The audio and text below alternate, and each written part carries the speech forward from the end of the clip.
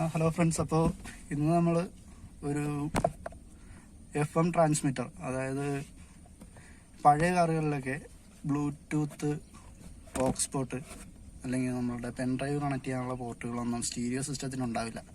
അപ്പോൾ അതിന് പകരം സാധാരണ നമ്മൾ ചെയ്യുക എന്താണെന്ന് വെച്ച് കഴിഞ്ഞാൽ പുതിയൊരു സ്റ്റീരിയോ സിസ്റ്റം അതിനിപ്പോൾ 1500 രൂപ മുതലൊക്കെ അവൈലബിൾ ആണ്. അതിലും കുറഞ്ഞ രീതിയിൽ നമ്മളുടെ ഈ ഒരു പഴയ കാറിൽ കൂടുതൽ പൈസ നമുക്ക് അതിൽ ചെലവ് ചെയ്യാനില്ല എന്നുണ്ടെങ്കിൽ, അല്ലെങ്കിൽ ചെയ്യേണ്ട ആവശ്യമില്ല എന്നുണ്ടെങ്കിൽ, നമുക്ക് എങ്ങനെ ആ ഒരു പഴയ സ്റ്റീരിയോ സിസ്റ്റത്തിലേക്ക് ഈ ഒരു ഡിവൈസ് ഇൻസ്റ്റാൾ ചെയ്യാം. അതേപോലെ നമ്മുടെ ഫോൺ ഉപയോഗിച്ചിട്ട് തന്നെ സോങ്സും കോൾ അറ്റൻഡ് ചെയ്യുന്നതും അങ്ങനെയുള്ള കാര്യങ്ങളാണ് നമ്മൾ ഈ ഒരു വീഡിയോയിൽ ചെയ്തു നോക്കാൻ പോകുന്നത്. അപ്പോൾ നമുക്ക് ആദ്യം അതിൻ്റെ അൺബോക്സിങ്ങിലേക്ക് പോവാം.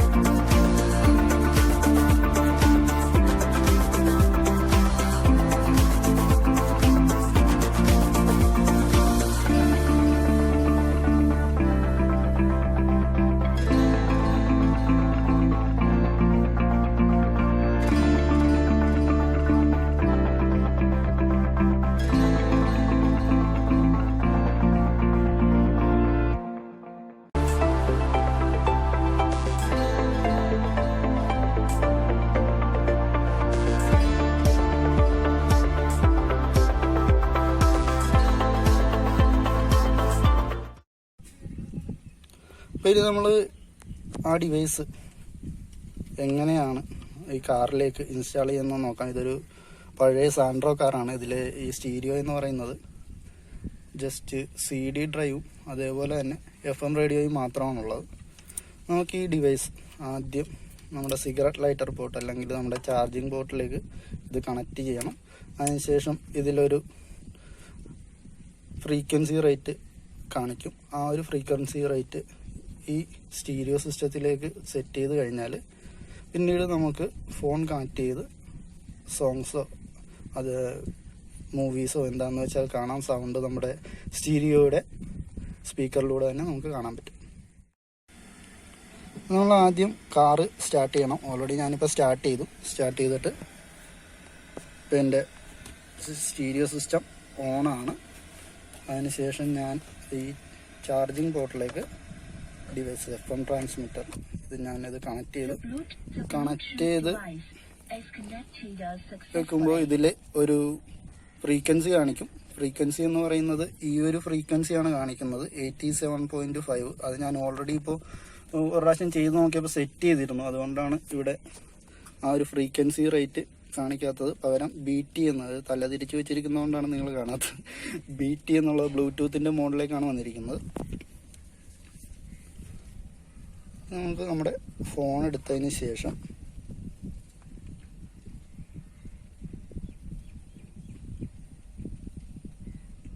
എൻ്റെ ബ്ലൂടൂത്ത് ഓൺ ചെയ്ത് കഴിയുമ്പോൾ നിങ്ങൾക്ക് ഇവിടെ കാണുന്നത് പോലെ ഈ G7 എന്ന് പറയുന്നൊരു ബ്ലൂടൂത്ത് ഡിവൈസ് അവൈലബിൾ ലിസ്റ്റിലുണ്ടാവും. അതിലേക്ക് കണക്ട് ചെയ്ത് കഴിയുമ്പോൾ നമ്മളുടെ ഫോണും ഈ FM ട്രാൻസ്മിറ്ററുമായിട്ട് കണക്റ്റ് ആവും.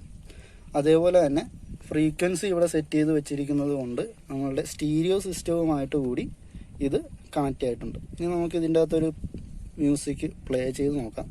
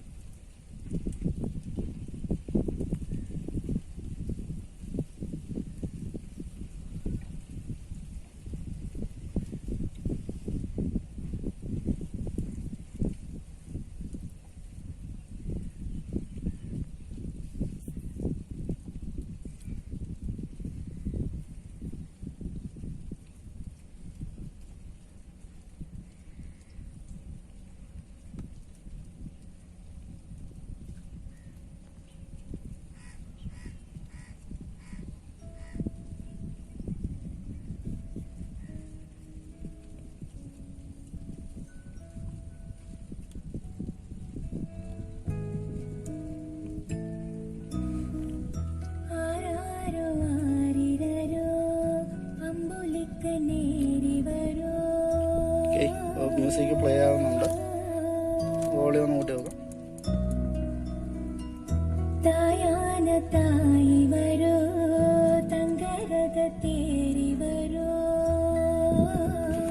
ഇങ്ങനെ നമുക്ക് പഴയ ഒരു ഓഡിയോ സിസ്റ്റത്തിൽ